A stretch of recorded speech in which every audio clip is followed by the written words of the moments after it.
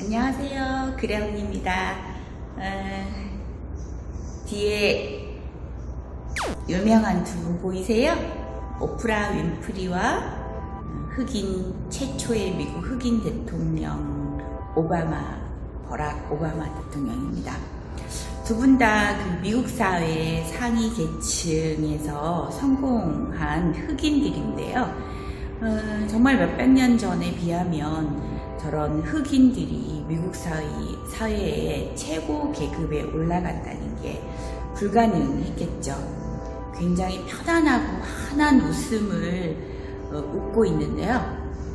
저런 분들을 이렇게 벽에 붙여놓고 내가 누군가를 좀 닮아가려고 노력한다는 게 굉장히 나의 의지를 불태울 때 누군가의 전기를 보거나 누군가의 그 행동을 따라하려고 모방하면서 잘하는 것들이, 우리가 어린 시절에는 위인 전기를 많이 읽으면서 자라고 했는데 어른이 되면서부터 존경하는 인물이나 멘토 이게 되게 없어지고 굉장히 좀 어떤 특정한 종교에 많이 빠지는 경향이 있죠.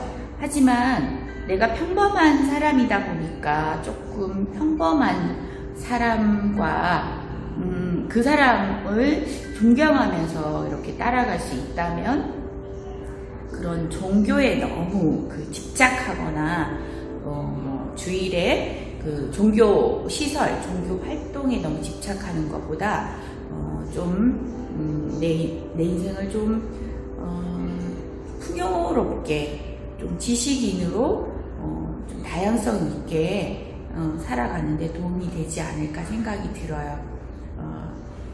누구를 붙여놓고 멘토로 삼고 누구를 크게 바라보면서 살고 있나요?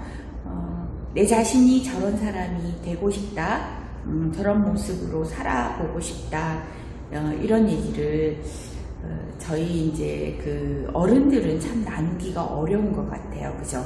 어렸을 때는 내가 뭐가 되고 싶다, 어떤 사람처럼 살고 싶다, 이런 생각을 많이 했었는데 어른이 되면서부터는 왜 그런 걸까요? 왜 내가 어떤 사람이 돼야지, 어떤 사람처럼 살아야지 하는 그 목표나 희망이 없어진 걸까요? 아마 제 생각에는 앞으로의 인생에 대해서 희망을 조금 안 가지게 되면서 그러지 않나라는 생각이 들어요. 누군가 언제나 항상 좌절은, 시련은 어느 곳에서든 무슨 형태로든 찾아오지만 이분들한테도 좌절이 없었나요? 아시지만 오프라 윈프리는 어린 시절 사촌 오빠에게 성폭행을 당했고 또 10대로 미혼모가 되었습니다. 그 미혼모가 된 아이가 죽었고 그걸 딛고 일어나서 자기 이야기를 당당히 공개하고, 그리고 열심히 지금은 토크쇼의 여주인공으로 살아가면서 사회의 많은 사람들에게 큰 공헌을 하고 있는 인물입니다. 오바마 역시 굉장히 모범적이고 가정적인 활동, 그리고 정치 세계에서도 굉장히 세련미 넘치는 활동을 해서 지금 미국 대통령인 트럼프보다는 굉장히 좀 반듯하고 젠틀한 느낌을 주는 대통령이라는 느낌이 많이 들어요. 트럼프는 뭔가 좀 부자이긴 하지만 고집쟁이고 약간 좌충우돌, 자기 마음대로 변덕이 심한 대통령 같다면 오바마 대통령은 훨씬 젊지만 굉장히 젠틀하면서 반듯하고 또 자기 체력 단련도 열심히 하면서 아주 오랫동안 정치계에서 노력하고 자기 와이프 그리고 아이들과 가족 생활도 충실히 하고 있는 모범적인 가장이라고 하고 싶네요. 그 다음에 저 옆에 또 다른 한 사람이 있죠. 지금은 고인이 되었지만 애플의 창시자 스티브 잡스입니다. 저 까만 트레이드마크가 된 까만 티셔츠를 입고 굉장히 심플한 프레젠테이션을 하면서 이제 그 이름을 스마트폰 이름을 애플이라는 이름을 만들어낸 스마트폰의 창시자입니다. 지금 제가 이 스마트폰으로 촬영을 하고 있는데 스티브 잡스의 그런 상상력, 창구에서의 그런 실패와 다시 재기하는 힘이 아니었다면 이런 촬영을 해서 제가 유튜브를 편집하고 올리고 여러 사람들과 공유하는 그런 일이 있을 수 있었을까요? 사람은 같지만 정말 이름은 오래 남을 거라는 생각이 들죠. 앞으로는 스마트폰이 저분의 창시에 의해서 더 무궁무진하게 진화를 할 거고 영원히 스티브 잡스의 이름은 우리 역사상 길이 남을 것 같아요. 무언가 한 가지를 이루고자 하는 집념을 가졌던 어른으로 그의 여러 가지 괴팍한 성격 이런 비하인드 스토리로 가지고 있더라도 그가 남겼던 그런 큰 업적만은 영원히 기록될 거고 담고 싶은 일로서 담고 싶은 거물이 아닌가 싶어요. 자기가 어떤 일을 해야겠다고 마음먹고 그 일을 향해서 매진하고 나아갈 수 있는 힘을 가진 사람으로 살아갈 수 있었던 그가 무척이나 존경스럽고 닮고 싶은 인물이기도 합니다. 또 이제 쭉 더 나아가서 있는 인물이 있는데요. 여기에 인물에 보면 브라이언 트레이시라는 제가 자기개발 동기부여가가 되면서 알게 된 분이에요. 이분이 우리나라에 한번 초청되어서 강의를 하면 8억 정도의 강의료를 받고 한다고 하네요. 그만큼 이분은 아주 쉽고 재미있게 미국에서 자기 그 성공 동기부여가의 강의로 유명한 사람인데요. 트럭 운전사였나 아주 기술자였죠. 그럼에도 불구하고 자기가 인생을 바꾸고 성공을 할 수 있다는 여러 사람의 동기를 부여하는 사람이 되면서 굉장히 인기 있는 동기 강연가가 되었고 저도 이분의 강연을 굉장히 인상 깊게 보았는데요. 해야겠다고 마음먹어서 이렇게 늘 끊임없이 노력하다 보면 언젠가 그 자리에 올 수 있게 되었다. 그렇기 때문에 뭔가를 하려고 하면 바로 지금 당장 시작하라는 이분의 메시지를 감명 있게 들었습니다. 그 다음 제가 책을 쓰면서 알게 된 저의 책쓰기 스승인 김태강, 지금은 닉네임 김도사로 불리는 분이십니다. 이분은 굉장히 불운한 가난한 집 가정의 그 자녀로 태어나서 학창시절에는 그냥 공부를 못했고요. 항상 내 IQ는 89다. 내 성적표는 가가가 미양양 이런 거였다라고 말씀하시는데요. 22년 동안 노가다도 노동하러 가서 노가다도 했었고 그렇지만 내가 책을 써야겠다. 어느 시집을 한번 보고 감명 깊게 받아서 책을 써야겠다고 마음 먹으면서는 책 쓰기를 향해서 놓지 않고 22년 동안 달려간 집념을 우리에게 가르쳤고요.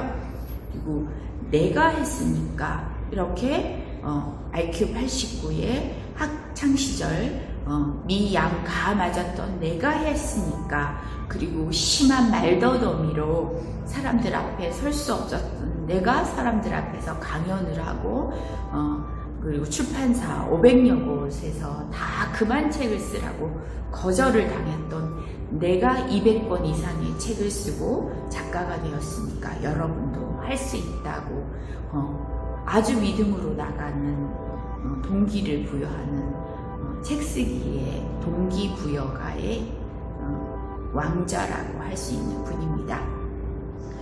그래서 의심하지 않고 책 쓰기를 할 수 있게 만들어준 분이세요. 그분이 저의 책 쓰기 스승인 김태광 작가님, 김도사님이십니다. 같이 나란히 브라이언 트레이시와 같은 동기부여가의 계열로 걸려 있네요. 그리고 그 옆에 이제 굉장히 자기 길로 열심히 달려간 퀸의 머큐리가 그 공연장에 서서 공연을 하던 모습으로 걸려 있네요. 그죠? 저 장면 기억나시죠? 영화의 감동적인 장면이었는데요. 제가 퀸의 영화를 보면서 이전부터 다 알았던 노래들이 대부분 퀸의 노래였구나 하는 것을 보고 좀 놀랐어요. 이렇게 그렇지만 영화라는 게 그 사람의 일대기를 쫙 필름으로 보여주면서 이제 물론 한 사람의 인간적인 고뇌나 아픔도 보여줬지만 그것보다는 저는 의지를 향해서 아주 소수민족의 아들로 태어나서 방황하고 있으면서도 내가 어떻게 내가 좋아하는 것을 하고 그 부분을 향해서는 다른 것도 포기하면서 살아가는지에 대한 한 인간으로서의 성공과 인생을 보았던 것 같습니다. 이렇게 그 퀸의 머큐리, 그 다음에 김태강 도사님, 그 다음에 브라이언 트레이시, 그 다음에 저쪽에 그 스티븐 잡스, 오바마, 오프라 윈프리 등 쟁쟁한 인물들이 이 강의실을 지켜주고 있네요. 다 편안하게 웃고 있고 그런 모습을 보면서 한 사람이 지금 물론 살아있는 사람도 있고 고인이 된 사람은 두 사람 있는데요. 이게 한 사람이 태어나서 살아간다는 인생이 무엇일까라는 생각을 이분들을 통해서 해봅니다. 이분들의 특징은 어느 한 분도 고난이 없었던 사람은 없어요. 그 고난을 굴하지 않고 자기 것으로 만들어서 자기 나름의 노하우를 가지고 그 시련을 이겨낸 만큼 그 큰 인물이 되었다는 그런 감동을 받습니다. 내가 어른이 되었다고 이제 누군가에게 또 어디서인가 더 배울 것이 없다고 생각하지 마시고요. 배우려면 투자를 해야 됩니다. 중년 이후에 투자는 제일 첫 번째로 해야 되는 투자가 나에게 해야 되는 투자인 것 같아요. 이제는 어릴 때 자녀들이 어려서 공부시키고 그런다고 못한 투자, 그때는 뭐 자식들 뒷바라지 한다고 못했다고 하면 지금 어른이 되어서도 계속 투자를 안 하고 있다면 그건 내가 하기 싫어서입니다. 옛날 어른들은 뭐 니네 공부시키고 한다고 내가 다 희생했다고 그렇게 많이 하시는데요. 지금 우리는 곳곳에 배울 수 있는 곳, 내가 찾아보면 할 수 있는 일들, 다시 어릴 때 못했다면 그 꿈들을 생각해보고 찾을 수 있는 공간이나 시스템이 너무나 많습니다. 성경에서도 예수님이 이런 말씀을 하셨다고 하죠. 무지가 죄이다라고요. 내가 모르는 걸 그래 너 잘났다 네 팔뚝 굵다 뭐 내가 모르는 걸 너무 당연하다고 생각하지 마시고요. 배우십시오. 이렇게 좋은 환경, 태어나서 지금처럼 좋은 배우기 좋고 배우기 쉽고 이런 환경이 어디 있습니까? 배우기 위해서는 시간도 투자해야 되고 돈도 투자해야 됩니다. 좀 빨리 가고 싶으면 약간 비싸고 좀 개인 코칭을 받으시고요. 그렇지 않으면 지자체나 뭐 인터넷으로도 많고요. 그러다 보면 조금 더 심오하고 내가 조금 더 집중적으로 알 수 있는 내가 배우고 싶은 곳이 많다는 것을 알게 됩니다. 제가 이 작가가 되기 전에는 저도 책을 참 좋아하고 어릴 때도 글짓기를 해서 상을 많이 타고 책을 많이 읽고 또 글짓기도 하고 그랬지만 책을 내는 사람들은 제가 소설책이나 그런 걸 감명 깊은 책을 읽으면서 이분들은 어쩜 이렇게 이런 아름다운 언어를 쓸까? 어쩜 이렇게 큰 능력이 있을까라고 부러워만 했지 나도 책을 한번 내봐야겠다라는 생각을 하지를 못했었거든요. 그런데 아주 쉽게 나한테 솔직해지고 내가 용기를 내면 되는 일이 책쓰기였더라고요. 물론 뭐 처음부터 어떻게 배부를 수 있고 처음부터 어떻게 단박에 베스트셀러 작가가 될 수 있을까요? 그냥 저는 제 책, 내 감정의 주인으로 사는 첫 책을 쓰면서 일단은 저를 굉장히 치유받았다는 것에 큰 중점을 주었습니다. 그게 저를 치유했고 그렇게 되면서 다른 사람들도 책을 통해서 또 글을 쓰면서 치유받을 수 있겠다라는 생각을 하게 되었고 또 이런 분들을 만나게 되면서 저도 동기부여가의 꿈을 갖게 되었답니다. 그러니 처음부터 너무 성공하려고 너무 완벽하게 다 갖추고 나서 시작하려고 하지 마시고요. 중년 여러분 포기하지 마시고 내일 죽더라도 오늘 한 그루의 사과나무를 심는 스피노자처럼 오늘 무슨 일이 있더라도 새로운 것을 시작하고 배워나가기 시작하십시오. 그래야 내가 내일의 희망을 가지고 좀 꿈을 가지고 뭔가를 시작할 수 있으니까 중년이 됐다고 이제 내가 뭐 더 이상 배워서 뭐해 이게 아니시고요. 끊임없이 배움의 끈을 놓지 않는 중년 여러분 되시기 바랍니다. 오늘 6명의 성공한 성공가들을 제가 쭉 돌아보면서 유튜브를 찍었는데요. 이 중에 여러분이 꼭 닮고 싶은 분 계신가요? 그러면 그분에 대해서 집중적으로 공부하고 그분을 닮아가려고 정말 그분의 모든 철학이나 그 시절부터 알아보는 것도 굉장히 좋겠죠. 그래서 오늘은 중년들의 끊임없는 배움을 좀 자극해보는 유튜브를 찍어봤습니다. 그래 언니가 중년들의 배움의 길 동영상 찍어봤습니다. 안녕히 계세요. 감사합니다.